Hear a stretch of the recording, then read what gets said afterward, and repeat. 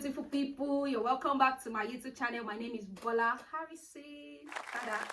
And if you're an existing subscriber, you already know how we do it. Thank you, I love you, thank you for your support, thank you for watching my videos, thank you for your comments. If you're a new subscriber, you are not left out. Welcome to the family. Thank you for watching, for your time, for your support. And if you're watching this video perchance, please watch to the end. I promise you this video is highly informative, and don't forget to hit the subscribe button below. It's free.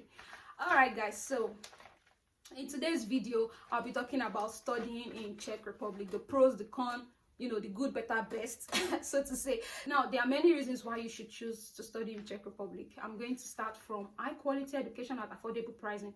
One of the things that drew me to my research about Czech Republic was the fact that Czech Republic had a lot of low cost tuition universities, but at the same time they still offer you quality. Like, you are not breaking the bank to study, you are getting the education you deserve, and you are still getting it at a very affordable price. There are some universities that offer tuition from as low as 2,000 Czech crowns, which is about 80 euro. Thereabout, yes, from 2,000 Czech crowns to as high as 3,000 Czech crowns, and even above to 6,000 US dollars. Now, it depends on your field of study, it depends on the university, it depends on the city, and it depends on, you know, the faculty and all of that, like I've said earlier. I'm going to drop the names of these universities in the description box because sometimes there could be a mouthful. The second is the low cost of living. Really, when I compare Czech Republic to living in Germany, or some cities in Germany, some cities in France, living in Belgium, living in Switzerland or Sweden, I realized that Czech Republic has a very low cost of living. You get high quality living, but at very low cost. So let me say, for instance, the university dormitories ranging from at least 110 euro per month, which is like about 3,500 Czech crowns per month, to 5,000 Czech crowns per month, depending if you want to stay in a room of 2, in a room of 3, in a room of 4, or in a room of 6. So it depends on your budget and your preference, but you could get a room as low as 3,500 Czech crowns if you are staying in the school's hostel or dormitory. Now, if you are staying in private housing, you could get accommodation from 5,000, 10,000, 8,000, 7,000 Czech crowns, which is like about, let's say, maybe 400 or 350, 400 euro above per month. In private housing, I mean, some studios, like good studio housing, some is like a 1-bedroom apartment for like 10,000, 12,000 Czech crowns, 2-bedroom for 12,000 Czech crowns. So when you convert that money, you're like paying maybe 600, 500 euro for a studio or a 1-bedroom apartment, depending on which city in Czech Republic you're actually living in also. Third reason why I think you should, you know, put your sights on Czech Republic is for safety. Now, according to the Global Peace Index, as of 2019, Czech Republic was ranked the 6th most safest country in the world, but today it's currently between, I think, 7th or 8th, in between, but it's still among the top 10 most safest study destination, not just study destination, like safest country in the world. Now, Czech Republic is part of the European Union, which means that when you get a visa to Czech Republic, you can travel to 26, 20, I can't really say how many, or I have this number stuck in my head, 26. So 26 other European countries. With a visa from Czech Republic, you could go to Poland, which is a neighboring country, Germany, Austria, and Slovakia. Those are like the 4 neighboring countries. But then you could go to countries like Hungary, you could go to Germany, you could go to Belgium, you could go to Monaco, Italy, Spain, France. Like, the option is limitless. I'm so excited talking about it. Like, the reason to study in Czech Republic actually is because Czech Republic or Czech people speak English.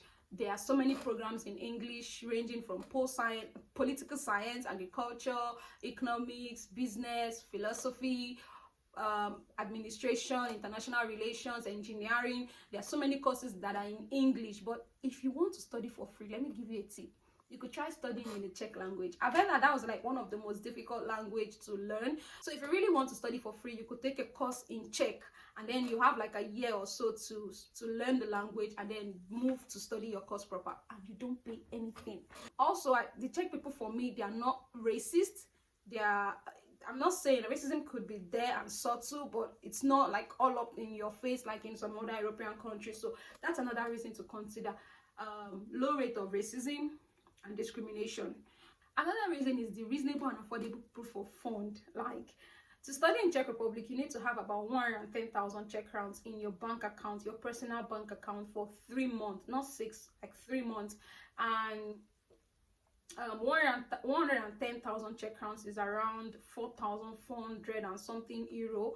I think less than 5,000 euro, if I'm not mistaken. In naira, you could be good with as low as 2.5 million naira to 3.5, as your bank account can carry. But I've heard people say rather that with as low as 1.8, some people get their student visa probably after paying tuition, and even some before paying tuition. So I don't know about that, but you need to have 110,000 Czech crowns in naira.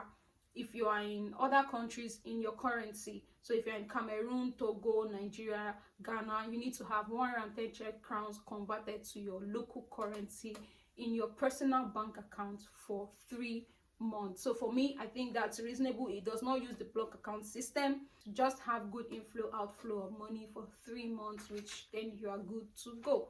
Now, however, the headache here is, however, that as much as I want to say Czech Republic is one of the best study destination, at least so far 2021 and 2022, they've had really good visa rates, but I really still want to like list out the cons, so you don't say, well, I didn't tell me this when I was going through it. Actually, getting visa interview dates has become a hectic problem of recent, and the reason being that the quota used to be 25 per month. We have 9 countries using the Nigeria embassy in Abuja. Then Ghana also have their own embassy, but if you are a Nigerian, if you're a Togolese, I don't know if that's the word, if you're a Cameroonian, if you are from, I think there are about 9 African countries that uses the embassy in Nigeria. Now, the quota used to be 25 per month. It was reduced to 10. So you can imagine 15 slots gone. So getting visa interview date, especially if you're going for bachelor's and master's, is actually a hassle now. However, if you're going for PhD, it's a smooth ride because students are, PhD students are given preference. But if you are doing a master's program, you have to go through student mode at the same time. You don't want to rely on student mode. You want to, keep trying on the scheduled dates. Doing all of this every month, looking for visa dates, can be frustrating because sometimes your documents could expire even before you get a date, which means if you are done your police character certificate, if you are done your medicals, if you are done your translation, you have to do all of this again. So it's not as frustrating as some other embassies in Nigeria could be, but getting a date is a problem. So I just wanted to put that out. Another problem is that sometimes your visa could extend beyond 60 days. They say that the minimum you have to apply 3 months before your study, or 1 month. At least give them a 1 month notice, and your visa could take at least maximum of 60 days. But sometimes I have seen applicants who have experience of waiting for 5 months, 4 months, 3 months, even before their visa comes out. So sometimes it could extend beyond 60 days. So, but however, with God, I do used to say, with God, nothing is impossible. With God, nothing is impossible. You could apply and keep it up with faith, because I think for me, every visa process is just faith, because you are not the consular, your father does not work there, so it's just faith. With God, nothing is impossible. People have testified that they got their visa in 2 weeks. People have testified that people they know got their visa in, even of recent, I learned someone got in less than 2 weeks. So in my own case, it was over a month, but it was not up to 2 months. It was over a month. And then in some other people's case, it's like 2 months, some 3 weeks. I have a friend who got his in 3 weeks. So you really can't say. It's different from everybody. There's no specific guideline or regulation on how this visa approval rate works. And at the same time, you could wait for 60 to 90 days or even 120 days and still get a rejection. So I also want to say in this place, always have a backup plan. Always have a plan B. So just to put that out there, I'm not scaring you, but I just want to be as honest as possible. Now, the last reason is actually that for Czech Republic, every document you are providing, I'm just going to say this, it's not a con, it's not a pro. Every document you are providing has to be an original copy. Now, your bank statements, your police character, your medicals, they have to be physically stamped, not electronic stamped. Now, this is another thing with the bank statement. The proof of fund before, sponsors were allowed, which means you could get a sponsorship letter and still use it, but now they don't allow it. For me, it's like not really a con, but if you were planning to use a sponsor, Czech Republic might not be your best bet. However, you can try and convince your sponsor to send that amount of money maybe to your account for a period of, with 2 months less. If you had money there before, you could tell your sponsor to send money to your account for 3 months, then you refund him back after your visa has been approved or before. So your sponsor, maybe your father, your brother, your uncle, can send the money to you. That would be better. Though another thing is that if you have the money in your account and you still want to use a sponsor to solidify your claim that you have enough money to take care of yourself, another thing you can do is that translate that letter.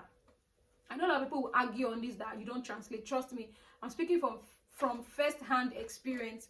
You want to translate that sponsorship letter into the Czech language, because if you bring it to the embassy and it's in English, it will not be accepted. So don't waste your time trying to translate it.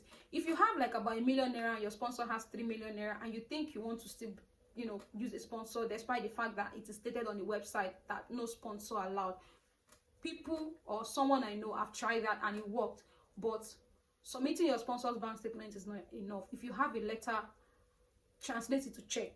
And if you don't have a letter, you could go with your sponsor's bank statement and your own, but just make sure that you have money in your account, so to say. It might not be up to 2 million or 3 million naira, but make sure you have something substantial in your account.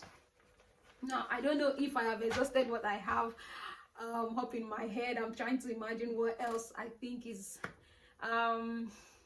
yes. So for Czech Republic also, the frustrating fact is that I'm just going to mention this, but this is actually a painful fact that a lot of my friends went through, and I felt bad kinda. You have to like keep trying. The appointment date is the 15th of every month, and it's like a lottery. You are not really guaranteed you send, because like I said, there are 9 other countries, as in Nigeria and 8 other countries using one embassy in Nigeria. I don't know about Ghana, but because I'm in Nigeria now, I'll be talking from my own perspective. So it can be frustrating. On the 15th, you have to send your message by 8 a.m. sharp on the dot. So it's a very frustrating period, because on the 15th, I know how my friends are like, 15th, we are like, here we go again, and it can be frustrating. I could relate with them, but I really could not at the same time, because my case was not like that. So that is everything about why I think you should study in Czech Republic. You should make that your study destination. That despite the cons are not really hard, because I've seen people try for student mode once, twice, and they get it. And if you're wondering what student mode is like an accelerated visa appointment date process, where your school nominates you through the student mode office in the school, and then after you've been approved at university level, they take you to the Ministry of Education, and then they like give you a date. The embassy gives you a date. You don't have to go through the sending or looking for appointment dates yourself every 15th of the month, unless there's a public holiday. It's usually on the 15th of every month, so the date is always announced on the embassy's website. Another thing I think is that, for me, Czech is a really nice place, and another good thing is they don't spend euro. So it has a good side, it has a flip side. The good side is that they don't spend euro, so it makes things a bit more affordable. The flip side is, if you work, you are not earning in euro, so it's kind of like lower compared to other European countries. So like I said, it has a good side and a flip side. I'm not going to say a bad side, is because even if you're earning in Czech crowns, it is enough to also take care of your bills, because you are paying your bills in Czech crowns. So it's not a bad thing, it's actually a good thing, but I just said it has like a flip side. What else again? So I think that is everything. I'm going to drop another video on telling you the documents you need to apply for universities in Czech Republic, and then documents you need to apply for your Czech Republic student visa. Thank you for watching my video. Thank you for staying to the end. Please give this video a thumbs up. If you watched to the end and you've not hit that subscribe button, support your girl. Please hit the subscribe button. I don't know if you want me to keep on going with this study in Czech video. Just let me know in the comment section below.